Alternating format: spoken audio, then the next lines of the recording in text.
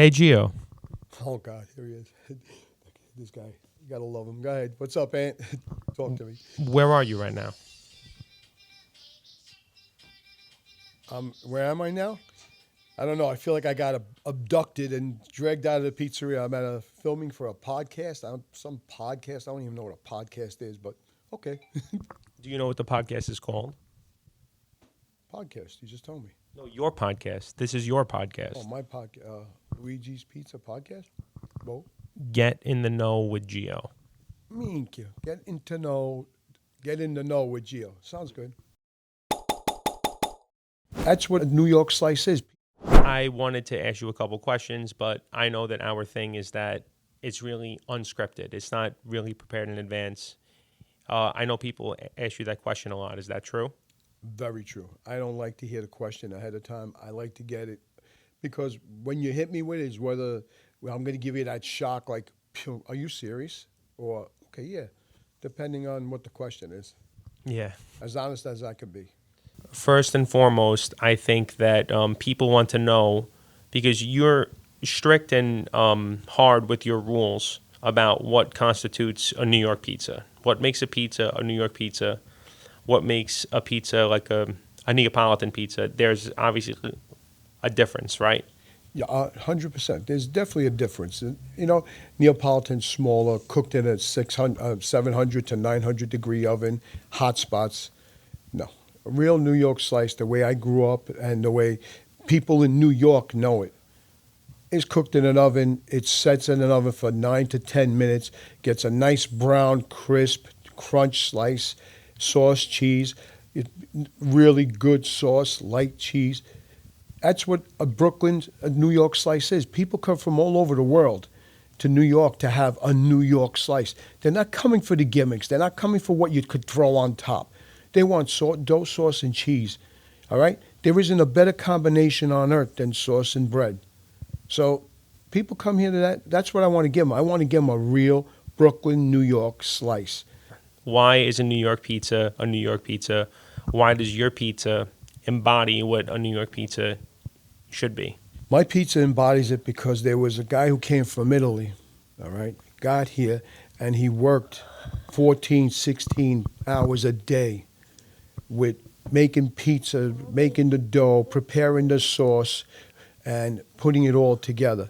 Yes, New York Slice was, people see these pizzerias that open 7, 8 hours a day. What's 7, 8 hours a day? It was morning to the next morning practically. That was the work of a pizza man. What my father did. My father went to work at 8 in the morning, 2 in the morning. 3 in the morning. He was there. Sometimes they stayed till 4 when it was busy. And they used dough, sauce, and cheese. There was two things: a round and a square. The Sicilian and the round. There was none of this other baloney.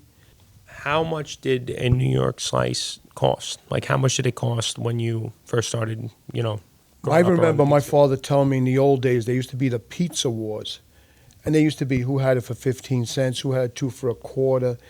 When my father opened in 1973, I remember it was 30 cents and a free Coke. Your dad was an Italian immigrant, obviously, and he taught you everything that you know. He was the one to teach you how to make pizza. Do you think that the years of family history and your story plays into the taste? Yeah, 100% plays into the pizzeria. When I opened that gate, I lost both of my parents. When I walk into that gate, my parents are in the pizzeria with me all day. And I walk in and I know I got to put my heart into it the way they did because they had to make it. They had nothing else. If that failed, the family wouldn't. My father had to feed 5 kids. So, yes, it plays 100%. My Everything is made the same. I don't change anything. My father might have been, I have a better education than my father, but I don't have better smarts than my father. My father had a drive to make it happen. Came here with nothing, so he knew he had to work. And walking into that pizzeria definitely plays a part. It's going back in time. Every time I walk in, I'm working with my parents. Talk to me about some of the utensils that you have. I remember when the first time I came in, one of the things I noticed was the cash register, the oil dispenser. Tell me about those. Like, does that make your pizza more of what the legend is? The register is the mystery of the pizzeria. My father bought it used, got it for nothing. I mean, he built the pizzeria with whatever he had. And the register, he was going to go buy a new register. The register was last fixed in 1947. There's a work order under the drawer of a woman who fixed it in 1947. Well, I took it apart with my friend, who was a locksmith. We actually took it apart to see if we could find when it was built. We couldn't find a date. There's no stamping on it. You know, the utensils, the oil can. My father had, I remember 25 years ago, my father says, you know, this oil can's no good. We got to have to, I guess I got to throw it out. I said, throw it out? Papa, you started from day one. There was the handle came off. So I got some JB Weld. I got a pop rivet gun. I pop a rivet into it. I put JB Weld on it, and it's still pumping. 50 years, 51 years on March 14th. I mean, February 14th will be 51 years. It's still working. I wasn't going to get rid of it. My father's hands touched it. For me, that's a priceless piece in that stuff. And do you think something like that plays into the taste? I do. I do personally. Like the fact that you're using the same things, it just adds to the ambiance. Like when you walk into a place, you know what you're going to get. You know that this is something that's been around almost since the pizzeria started. Anthony, 100% plays a part. I use those square trays. Those square trays are so seasoned to make perfect squares all the time. I wouldn't, if I had to use a new one, I'd shake. Really? Yeah, because I know they have to be seasoned. It takes time. Every I, once in a while, my father would actually make a fire in the yard and put the trays in the fire. And after they sat there for hours burning, he would take them out. They would leave it, wait for the fire to go out, cooled off. My father would season them with oil all over again. really? Yeah, listen, like I said, I might have went to school, but he had the knowledge of growing up with nothing in Europe, and they made everything work and last. You said something earlier about a square and a round. Are a square and a is a square slice also a New York slice? You would consider that a New York pizza as well? 100%. 100% square slice is 100% New York slice. It was making pizza in a pan. Today they've taken it to the Detroit, to this, the bigger pan, the big melt, this, all the, whatever works, Sicilian and around. There was no Detroit, there was no California, there was round and square. A lot of the time when people ask me about your pizzeria, the first thing that they say is that, oh, that's the pizzeria from Big Daddy, right? Can you walk me through what it was like to film with Adam Sandler? Oh, what an adventure. Adam Sandler's a great guy. Actually, it's going to be our 25th anniversary when it actually played. They came in, they wanted to use the store. And my father turned around and they talked to my father, worked out a deal, negotiated. My father said, okay. Then the director says, okay, we're going to close. My father said, close? I'm not closing. I got customers that come here 30 years. You know what? Go find another pizzeria. Papa, we're going to be in a movie.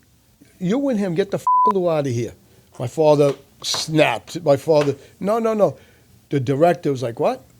Couldn't believe that my father said, get out, and threw him out. I said, Papa, we were going to be in a movie. He says, get out. Tell him that's it. So I walked outside. I spoke to the director. He spoke to his producer, whoever was with him, the woman, and he told her, I want this store and I want that man in this movie because he's never gotten. They don't get thrown out. They negotiate more money. Yeah. My father didn't care about the money. He felt his customers were coming 30 years, and they were more important than somebody who comes once. He says, even if he gives me $10,000, they kept me here for 30 years. That day, I learned more from a second grade education than all the schooling I ever did in my life. My father taught me so much. We worked out a deal. They were serving the customers through the hallway. So their crew was actually taking orders and in between takes. So we start the movie, start filming. They put the kid on the counter. My father said, hey, pushed the kid right off. The kid flew off the counter. Thank God he landed on his feet. My father was, old school, pushed him right off. And my father said, hey, we can't sit on people eat food over here. You can't put them on the counter. So we put a napkin. They put a towel under the kid's butt. to appease my father, to say, hey, he could, okay. My father wasn't too happy with it, but it was better than sitting his butt on the counter where people eat. And were you both in the movie? Yeah, being my father and my mother. My mother was making pizza boxes. My father was throwing the pizza in the air, and I was walking back and forth. Did your dad care that he was in the movie? My father enjoyed it. Yeah. I mean, there's more to it. About 4 years later, my father got a call from a director 3 years later. They wanted him to film a scene. And my father had retired, okay? They asked for my father to be in the scene. They offered my father $25,000 for 3 days. They would even do the scene at his house. My father said, tell the director, thank you, but I'm a retired. And when I went back and spoke to the guy, Chris, he laughed. He goes, you know something? I expected something like that from your father. And it was beautiful. My father's like, no, no, no, no. I'm retired. Thank you, but no thank you. Papa, it's $25,000. Nope. This is my home. Nobody comes here to bother me in my home. What are some other films that that have taken place at your pizzeria? Oh, numerous different things. We did Jack Daniels commercial. We did a NCAA tournament, little different ads.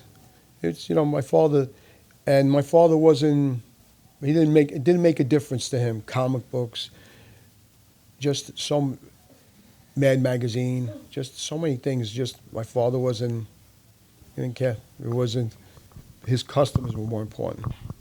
Who were some of the celebrities that you've encountered over the years at your pizzeria? Oh, we had basketball diaries. We sent pizza to Leonardo DiCaprio, Marky Mark. They were filming across the street. Leonardo DiCaprio, Marky Mark, Benny Hill, Mickey Rourke, Brenda K. Starr. At Brenda K. Starr, had to bring the pizza to the studio. Loved the pizza. One of the sweetest people I've ever met. Ice-T. He was parked in front. They were filmed in the school. He was parked in front. We had handed them pizza. His driver was a great guy. Steve Buscemi's probably my favorite all time is Steve Buscemi, Jeremy Allen White, Lip, Shameless, The Bear. Great guys. They come in. Steve is just one of a kind. He's the type of guy when he walks in, he lights up the room with his smile, and he's more than willing to do anything with any customer. Just such a genuine, nice guy. My niece, I remember my niece was in college. She goes, Uncle Gio, I'm dying to meet him. I says, well, I asked Steve, I said, Steve, that was from the John Daly, The Daily Show, when they filmed New York versus Chicago. That was filmed in a pizzeria where Michael Strahan stands on the pizza, flies away. Well, Steve did this filming inside the pizzeria. After the filming, I said, Steve, do you mind if I call my niece? My niece wants to meet you. He says, yeah. I said, but she's in Staten Island. She's in college. I called her up. I said, Tonina, get here now. She went and grabbed her cousin, Elisa. They were in the same college. He waited almost an hour for them to get out of school to take pictures with them. He had no problem sitting there. People are walking in saying, Gio, that guy looks like Steve. And he would lift his hand and go, hello. And they're like, I'm like, yeah, that's him. Just a genuine, nice guy. I mean, Burner, 6ix9ine, the rapper. Burner, which is one of the nicest guys you're ever going to meet from Cookies. Real dynamite guy. He was with friends. He's a real, just one-of-a-kind guy. His personality, genuine, nice. I mean, thank God my store's attracted good people. And, I mean, just endless people have walked through the doors. Ray Sierra. I remember one day, just sitting there, and Kevin James walked in. I was like, nah, it can't be Kevin James. No way. Sure enough, it was Kevin James. He came in, sat down in the back with us, had some pizza. I mean, we talked for hours. He sat there 2 hours. Just a great guy. I wish him all the luck in the world, all the happiness. Great guy. I mean, just so many people priceless people. I mean, thank God I've attracted a lot of good. Adam Sandler was a character, what a nice guy. He couldn't believe when my father would decide to walk off the set. He wanted to quit. He goes, oh, there goes the star again. The coach of the Jets, Oh, which was huge for you. yeah. A lot of people don't know that. I flew all the way, flying back from Pennsylvania to meet Rob Salad. Great guy. He was good to the people. I actually hung out with my friend, with Anthony, my nephew, and filmed with him.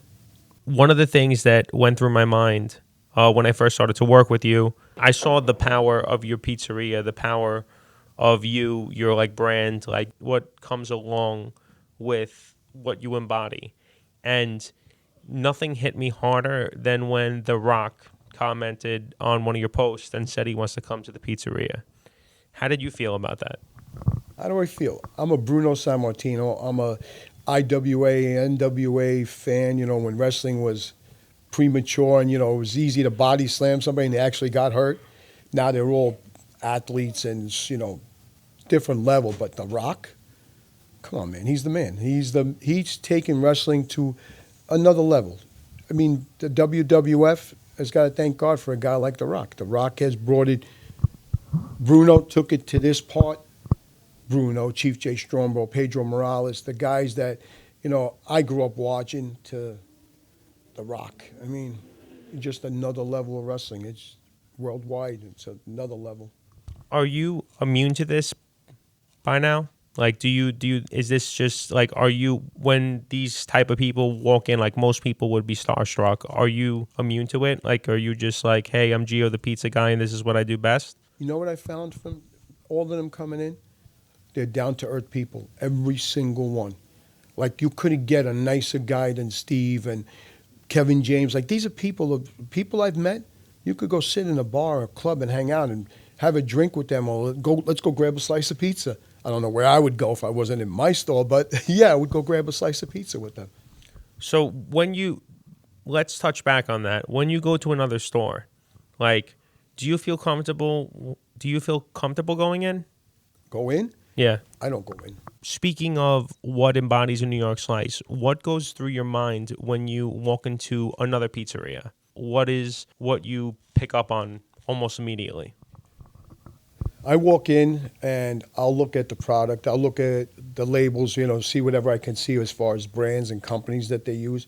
But another thing that I look at is, do they have 40 different pies? Because I'm not going to eat any of those. I don't go for that gimmick stuff. You don't know how long it's been there. You don't know. I carry 5 pies: the round, the square, the fresh mozzarella, the grandma, and the supreme slice: peppers, onions, sopasada. Occasionally I put a white pie up because I want it to sell. I mean, one of the biggest things that drives me crazy when people go, you got anything fresh? I don't have 40 different pies. So the turnaround is constantly moving. I can have a line out the door and people still come in and say, could I have a fresh slice? Because everybody else is here waiting for the aged pizza. Come on. And that, to me, I look at what they use. I look at the color of the sauce. Do they use the same sauce on the square as the round? So what am I paying for? A little more bread? I'm not a fan of that either. The Sicilian is supposed to have a cooked sauce. Today, no pizzeria does that. 90% of pizzerias use the same sauce on everything. Why should they have a different one for the square? So what are you paying more for?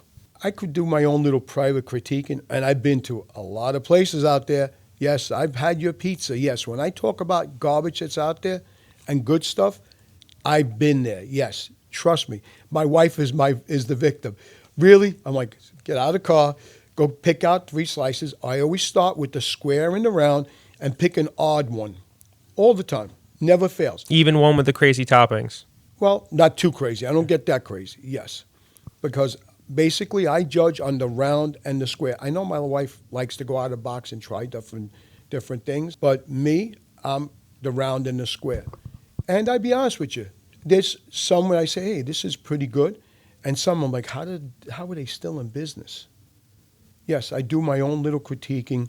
I do not like to be spotted. The few times I've been spotted, they want to take a picture. They want to say, oh, you came here to eat into my place. I've had actually swallow and say, so what do you think of the pizza? It was different. Yeah, it was different, all right. I never had trash before.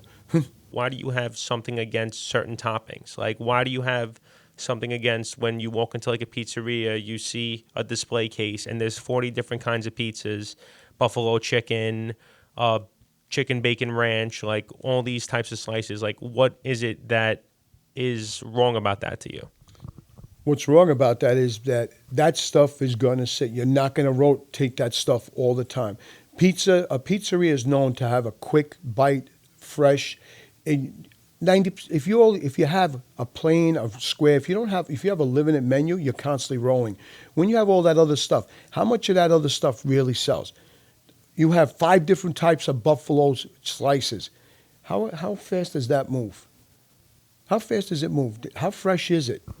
Yeah, am I wrong? You know what? People will go jump on me for it. I'm wrong. This is what I believe. I sell this. It's always fresh. It's always moving. How long can my slice really sit? It's not going to sit for an hour, 2 hours. It never happens. So to me, I want to walk in and have fresh stuff. I mean, this is what people come from all over the world. Pizza is now the hit. It's the hottest thing. It's the hottest meal, to quick meal. It became, at one time, pizza was just a quick bite. Now it's become a dinner.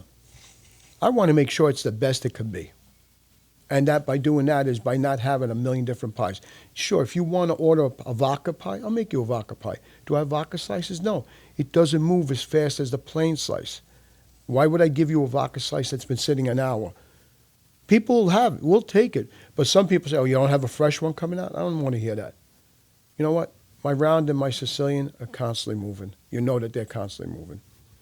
Now, where does the word square come from? Because I'm from Queens. I never use the word square. Of course, it's Sicilian.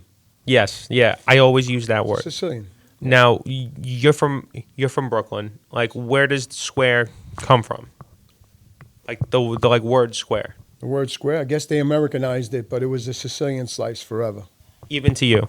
Yeah, always a Sicilian. Yeah. Could I have a Sicilian? And old school people come in and say, could I have a Sicilian, please? Now, is a grandma a square? Or a square is just a Sicilian? You know what? To me, only a square is a Sicilian because it inherited that name. The grandma came along later on. Obviously, the Sicilian is older than the grandma. Even though grandma was what my mother used to make at home. My mother used to make it with little aluminum trays from Entenmann's Cake. So, in the old days, you buy a cake, you get the aluminum trays. My mother would make bread once a week. We never bought bread outside the house. So when my father brought home a little loaf of Italian bread out from a store, we thought it was gold because we never ate outside the box. My mother made the bread for the week. She would have extra dough left. She would stretch it out on those little trays and make pizza. Would you be open to being in a movie if somebody asked you? Sure. Why not? I'd be open to it.